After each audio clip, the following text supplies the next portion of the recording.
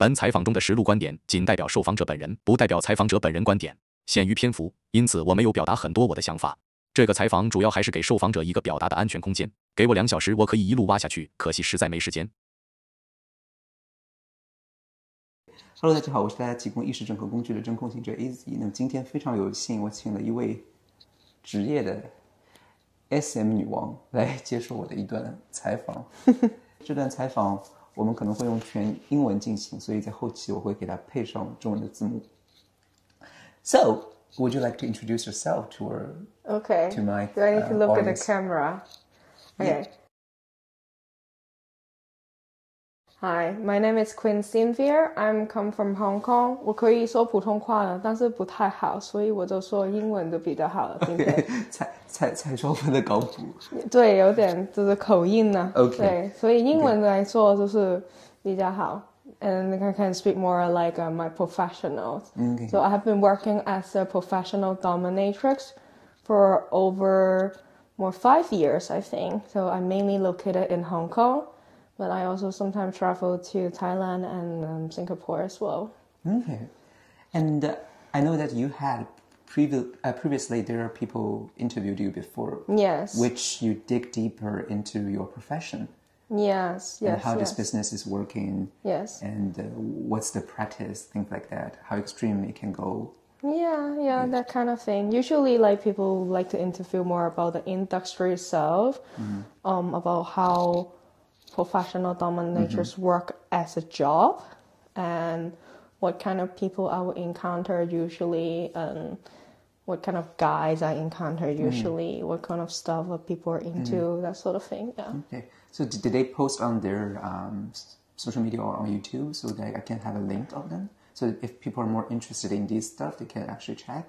Yeah. I mean, like I have this one interview that from a Hong Kong newspaper. It's called Hong Kong Free Press. Oh, okay. Yeah. Wow. So you have the video link of it? Do you have it? Yes, I have the link. You can send me after. Okay. So I can share with you guys how this business is like. Yeah. Okay. So because today I am interviewing our dominatrix in the perspective of a spiritual and a psychological healer. I call her Mama. Okay. Can I say it? Yeah, sure. Okay, I call her Mama. I know that Mama is also a witch and she has a very deep root in her own practice.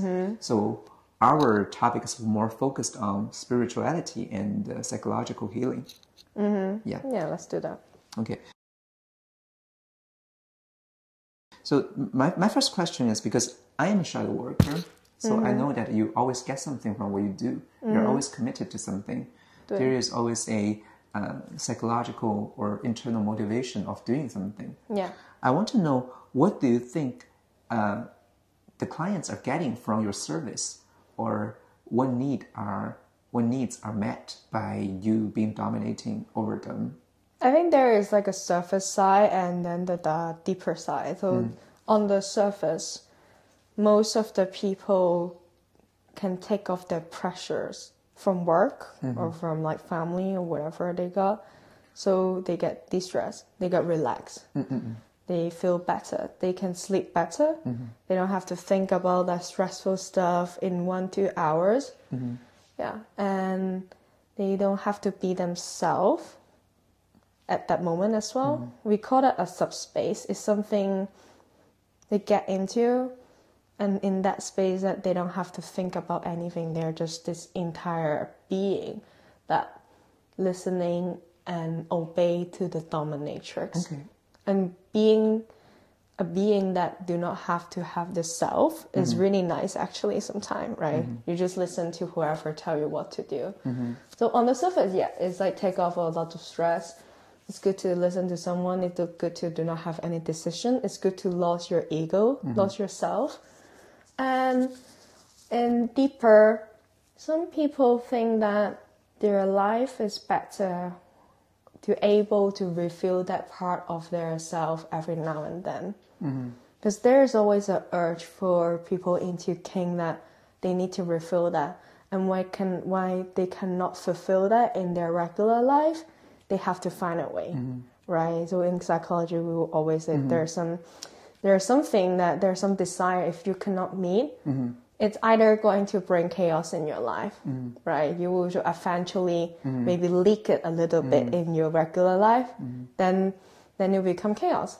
So they come to us, they have a session, they release it, and then go back to, no, it's nice, life is good, continue working.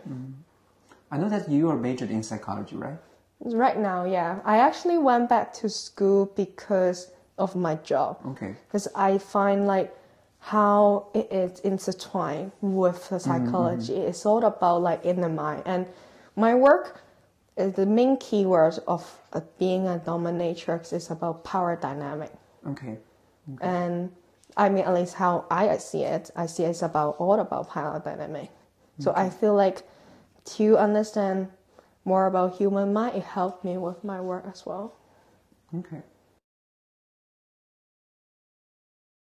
So I know what power dynamic is. I want our audience to know better. So could you like explain briefly about maybe I power can dynamic? experience like as like in a session. So we call a session mean like when a submissive meet the dominatrix and then we do something together, right?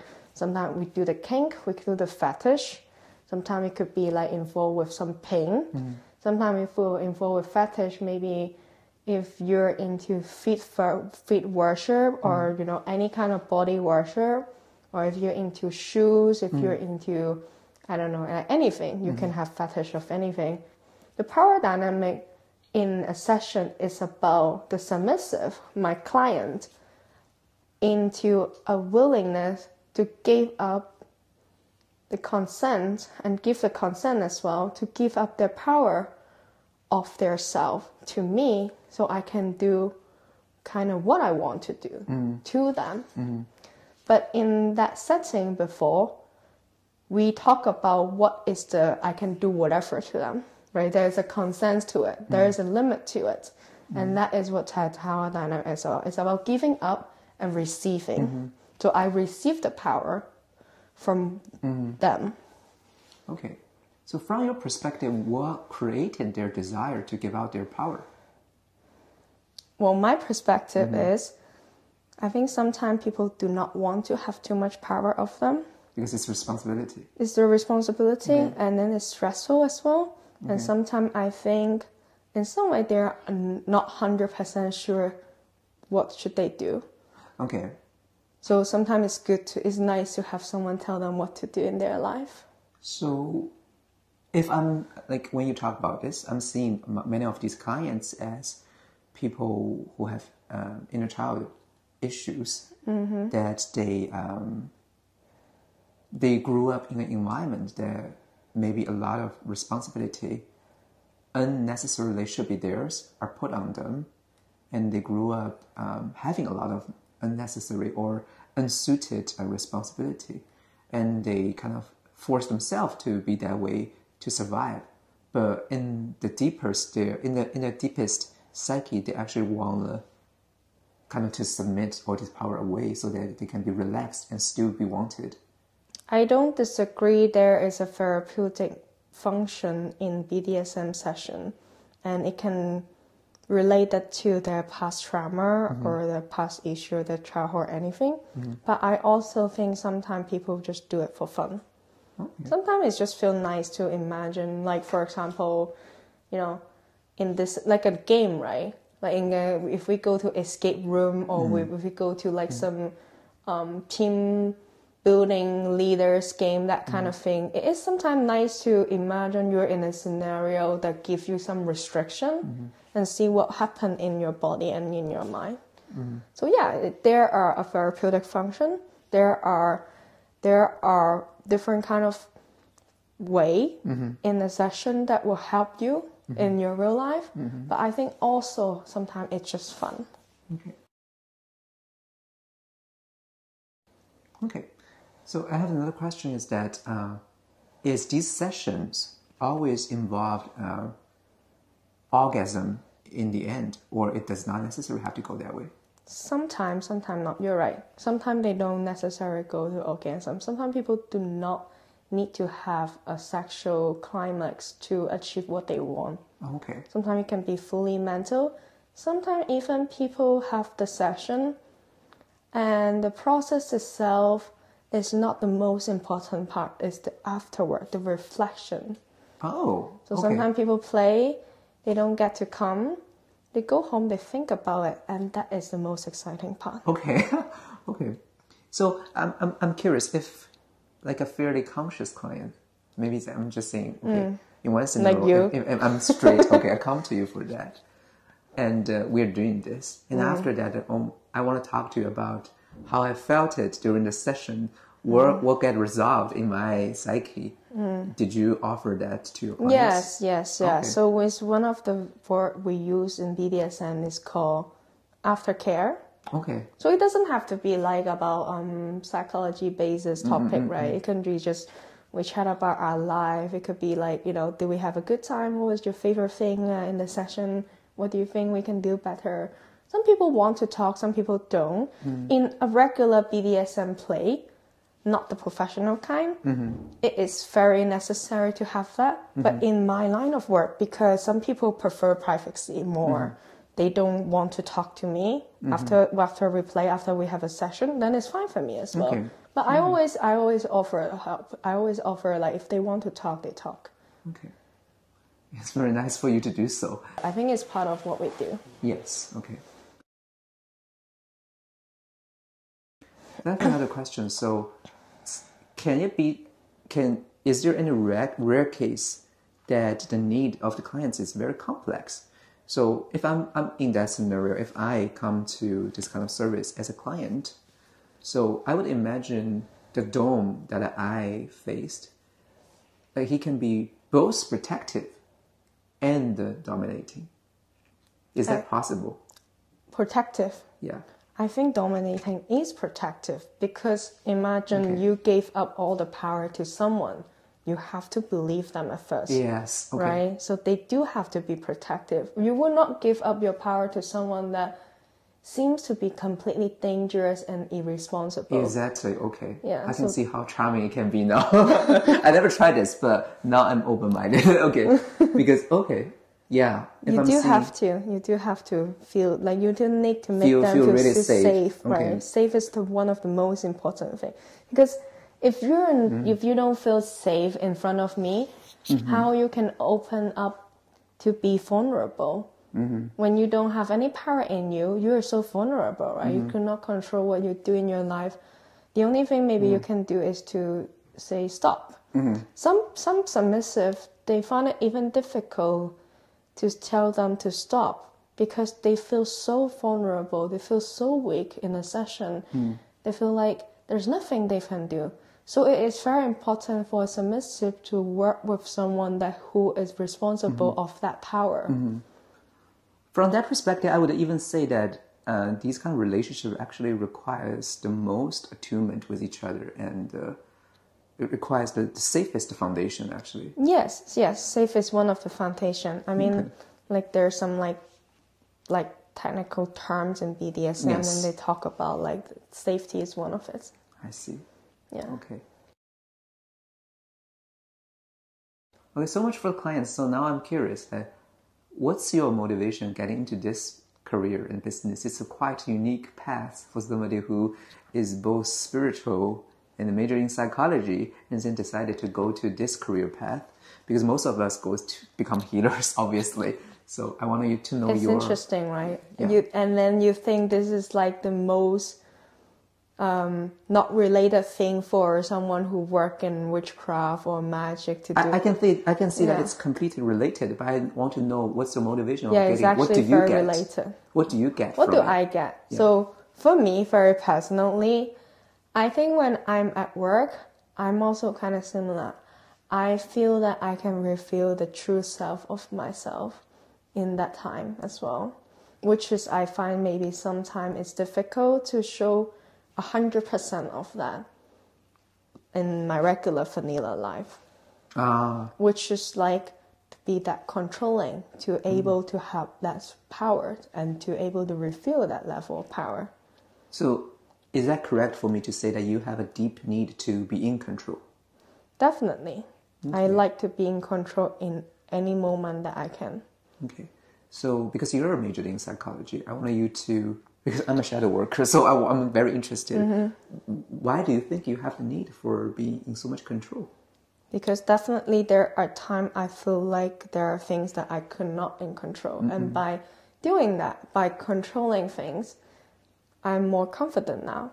And I don't think that is an issue at all. I think anything that can, as long as it's not harmful, anything that make you feel better, you can do it. Okay, so now I get you. Okay. So I'm thinking that when you are like hitting your clients with your whip, like giving them slash. Yeah, it's one of the things. We call impact play. What do you call it? Impact play. Impact play. When you're doing that, do you get a sense of pleasure of causing other people pain? So let's say me, I am a sadistic person. I do get pleasure from it. Not sexually, I get this mentally pleasure from it. Okay, so can you describe how this pleasure is like? It's interesting because I am an empathic person as well. I can feel how much pain that person is going through. But at the same time, because the willingness of them to suffer for me, I can also feel so happy about that kind of power I have in them. Okay.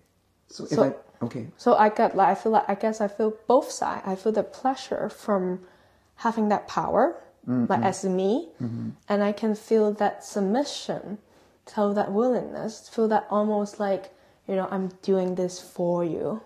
Oh, okay. I'm suffering this pain for you, which is most submissive emotional status in their heads when they're going through pain. They are suffering for you, for a highest purpose. So you have a need for other people to do something for you.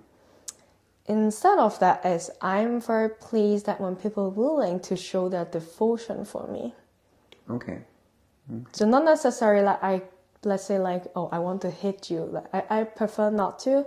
My personal preference is they know I'm a sadistic person. They want me to do that for them because it will make me happy. So it's like almost like consciously meeting each other's need. Yes, exactly. Okay. And why do you think you have this need?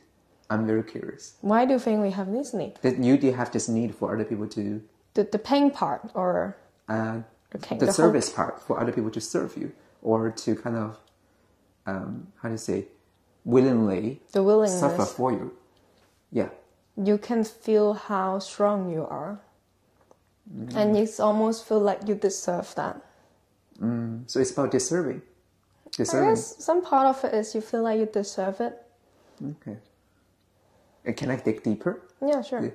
So is there any part of your past experience made you feel undeserving? Definitely, as a woman, you always feel undeserving in many, many ways. Okay.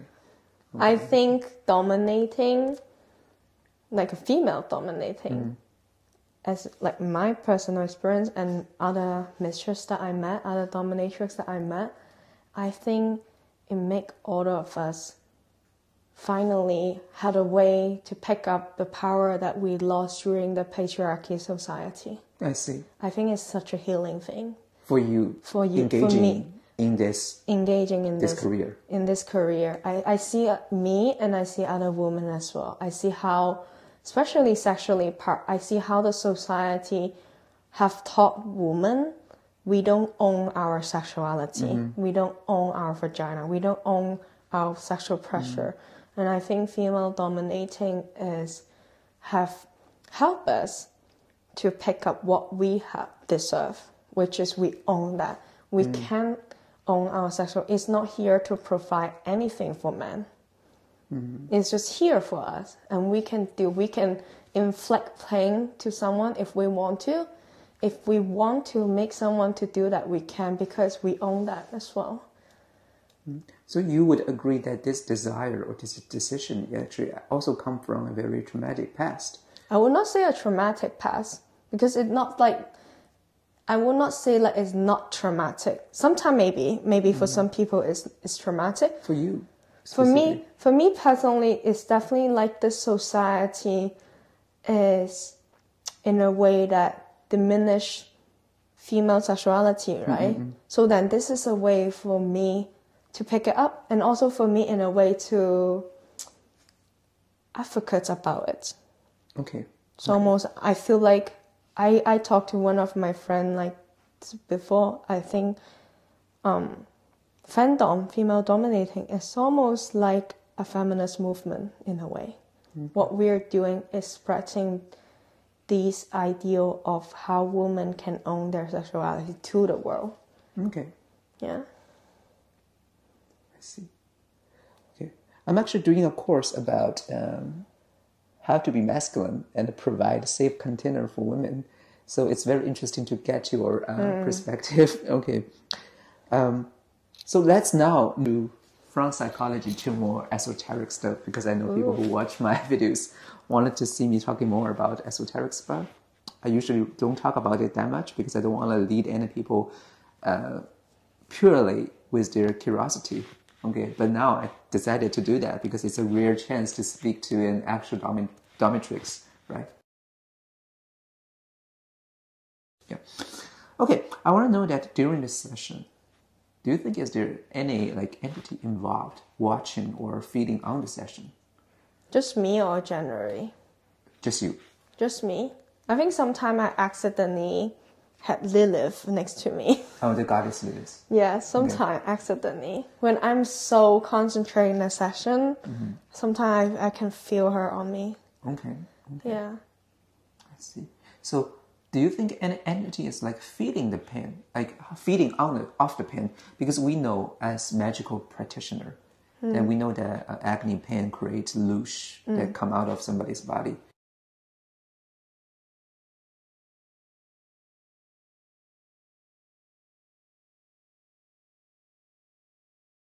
And this energy has to go somewhere.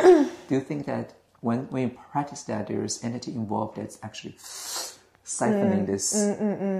Yeah, but not necessarily just pain. I think because BDSM is not just about pain. Right? It could be.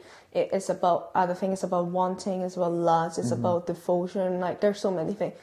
Definitely, you can feel there's this absorbing to your body, and through me to the God itself as well. Yeah, that's what I want to ask. So, your spiritual work is involved. It has been involving Goddess Lilith and Hecate, like you mentioned before to me. Yeah. So, you feel, I mean, just your perspective, in your practice, do you think there's energy exchange that getting upwards towards them when you are doing a BDSM? If I want to. If you want to. So do you have a choice? I think I definitely have a choice. Okay. Yes. Okay. And definitely I think when I said earlier, right, accidentally like she's in me, I can stop it. Okay. Yeah. Okay, I see. So what do you think their perspective, your goddess's perspective on this practice? Do you think you're fully supported by them? I think because dominatrix work as we often have this hierarchy with our client, our submissive, right? That we are a person who get the worship, and we got the devotion, and we got the love. And I think as someone who work with the goddess itself, I understand that that's what they want also. Okay. So sometimes I do that. I have them with me, or I open my portal of my body. So then through me, that kind of love and devotion also go to them. So almost like a bridge. I see.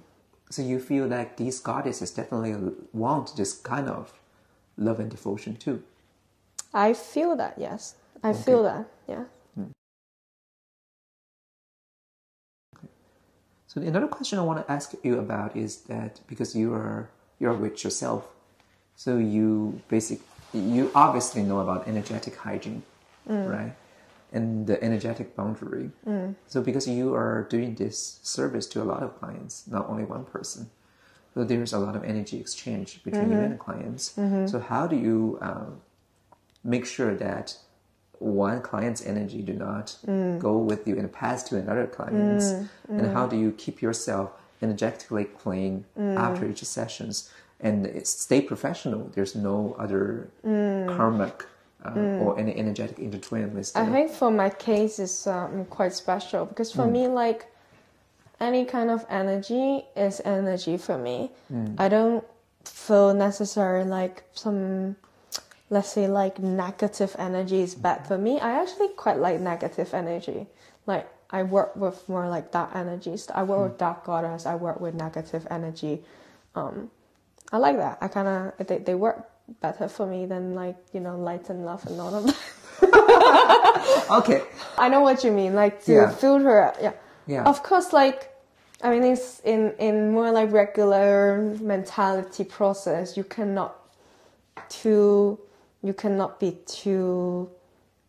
You have to also step outside of the session sometime, right? But it's tricky because you also, this is my life. This is not just a job I do. This is part of my life. So I tend to look at like what I learned from that. Okay, so you are admitting that you sometimes can be affected by clients' Definitely energy. you were affected by it. And you aim to learn from it. Yeah, and you learn how to walk out from it. I think it's because our work can look like a counselor as well, right? We talk to people, we work with their feelings, we provide what they want, and through a very complicated way. And you do hear stories sometimes because they are at their most vulnerable state. They will tell you very deep story. They will tell about their traumas. They will tell about family, like all kind of issues, and sometimes you will feel quite shocked about it. And you learn how to like step out of it. I think personally I don't have a lot of issue. Maybe because I study psychology, or maybe I'm a witch that who work with that energy, and I see like pain and suffering is just so normal in our life. So I personally do not affect so much. But sometimes when it's like, oh, it's like unexpected. Maybe I was having a bad day, and then like I was having a low mood day, and then this guy just dropped a bomb. This guy dropped a bomb about like, you know, oh, my father just died yesterday, kind of like that. And for me, I guess the hardest part sometimes is how to respond better, right? Okay. Yeah. How to respond with empathy. Immediately, you know, Okay. like imagine you just like tell me after we had this like kinky session, like my father just died yesterday. Okay. Yeah. I see. Yeah. I think we didn't cover the other part of the question is that how do you prevent the energy from one client that go through you towards another client? Kind of like an energetic sexual hygiene. How do you, is there any ritual you do afterwards? I'm trying to think it's actually happened to me before. Okay, I guess one of the way I do is I actually don't work a lot. Okay, so you kind of have a time gap between the two. Yeah, I maximum work like 2 sessions a day, and even with that, I had like at least 3-4 hours gaps. I don't work like a whole day thing. And 3 and 4 hours is enough for you to get rid of the previous energy? Actually, yeah. What do you do about the energy? You eat them? Just kidding. But Well, sometimes I think not all the time we have the energy exchange, right? Some people do not give, sometimes it can be just very purely physical. Sometimes they involve more with the mentality, with the energy. But not everyone do that. Yeah, but for me, it's like, I guess I don't do much. I just go home, take a shower, eat some food, and I get ready. Like, they don't affect me that much. Yeah. Okay. But I told you before, I feed on that. Okay, then that makes me wonder another question. You mentioned about purely physical. So how deep can it go? It will actually become a real intercourse? Is that possible? No, I don't offer sex to my clients. Some people do. I don't. But you, okay. Some dominatrix do, but I don't. Okay, so it won't be actual physical. What do you mean? I mean, it won't be actual sexually physical, like between you and the person. I mean, they do get to have some sexual stuff. Like, they do get to have some sexual play, but not through me. Okay. Yeah. I see. Yeah. So by doing that, you use a vibrator. So by doing that, you also prevented the actual physical exchange. Not necessary. I think even through a vibrator, sometimes you can still feel it. No, what I mean is because sometimes people do not even invest too much in energy in their body. Oh, I see what you mean. So they're actually very dissociative. Yes, exactly. So what I mean that purely physical is, I think sometimes people see their sexual pleasure as just something really outside of the energy, right? It's just like they're very dissociated. But that doesn't mean that the energy isn't there, because it's It just may- really, but they then are they not don't- aware of it. But then they don't come out. They don't come out in your sessions? I think no, they can't.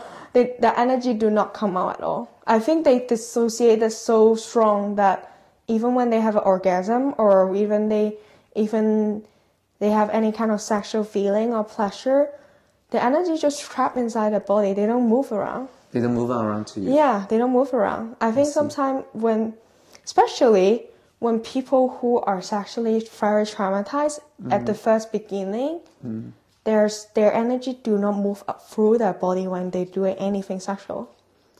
Oh, okay. Yeah, they close it very well. They still do all the thing, but then their energy is just stuck here. Then, okay, in my opinion, it's gonna manifest into some disease if that's the long-term issue. What kind of disease? For example, if the energy is actually trapped without actually released or intentionally retained to try to kind of alchemize it, then trapped energy become tumors, things like that. Yeah, I could, or just depression. Okay. So now it's the most deep question I want to ask you, Okay. because we only have limited time. I wanted this to go on forever. I want to ask the most deepest Okay. question. So, do you think this practice is more healing or more damaging? I want to explain my question further. Okay, I can definitely see it has the potential to heal, right? Yeah. But also, it has the potential to damage. I want to say my perspective why I feel damage from it. The damage part is that because it's a way of meeting their needs. But if they do have this need, sometimes it's subconscious, sometimes it's conscious.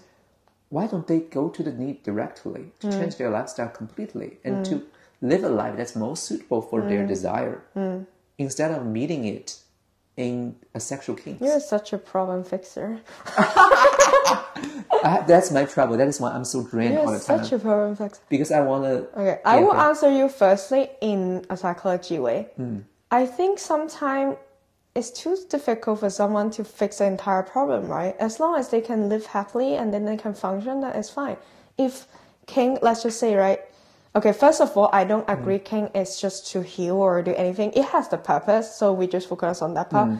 If that helps them with their life, and it's only take them like an hour or two a month, then why not? Some people do not have the strength, the time, the energy to go through counseling, energy therapy, and all of that. This is good enough as well. This is okay. Like, this is an alternative therapy. Like, it's just kind of like people go to the gym instead of work on their mental issues. I think we can go, sometimes life can be, we can meet in the middle. So, in a way that when we say about damaging, I think it's all about the dosage, right? Even water can be poison if we drink so much of it. So there is definitely a limit to kink, is that you have to control the dosage, how often you do it, how much energy you put. You can definitely work as a lifetime. Like I work as a lifestyle dominatrix, and my life is surrounded in that environment. I have friends that are submissive. I have submissive that are my friends. I have friends that their boyfriend is their submissive, Like, definitely you can have that. But then when it comes to, you need to realize that you cannot give up other part of your life. So as a witch, I will answer it as, I see that my life or this part of the kink is just one single planet that go around me as the sun. So sometimes it can come closer to me, like, how the planet move around, right? Sometimes it will go further, and it's always there. But then I can control how much it go away and back. It is poisonous, it is bad when you cannot control it, that you need to rely on it. Then there's the other question. Do you think it's hard to control? Because many people feel that they were in control. But to a point, when they get used to it, they start to lose it. And eventually, it destroys them. What do you think is the best way to kind of stay in control instead of being tempted and eventually lose it? As me or as the client? Both, maybe. Conversations. Conscious conversation about. Conscious conversation about it. My perspective or my experience, definitely there are people who, let's say like I have a session with you, you really enjoy it, and then you're like, oh my God, this is so good. This like, you know, it's such a therapeutic thing. It made me feel so good. I have a good sleep. And then they will message me, can I have that next day? Maybe some dominatrix will say yes. I never let them to do that. Oh. I always like, come back 2 weeks later. Have a digest about it. Think about it. Okay, it's like me. I'm like that to my clients. I don't let them to addicted to it. Okay, I see. You cannot addicted to you cannot even addicted to counseling, you know? Yes, that's how some people are addicted to me, and I say the same thing. Come back to me a month later. Digest it, And I'm so happy that we can have fun every 2 weeks or every month, like go on the rest of our life. I'm happy for that, but don't use that as the permanent solution or the permanent therapy, because any kind of kink meant to help you, any kind of relationship, any kind of session we're doing is meant to make your life better, right? Your whole life better. It's not the other way around. It's what about your life is meant to be one small thing. Yeah. Okay. Yeah. I think we covered enough about this very interesting question.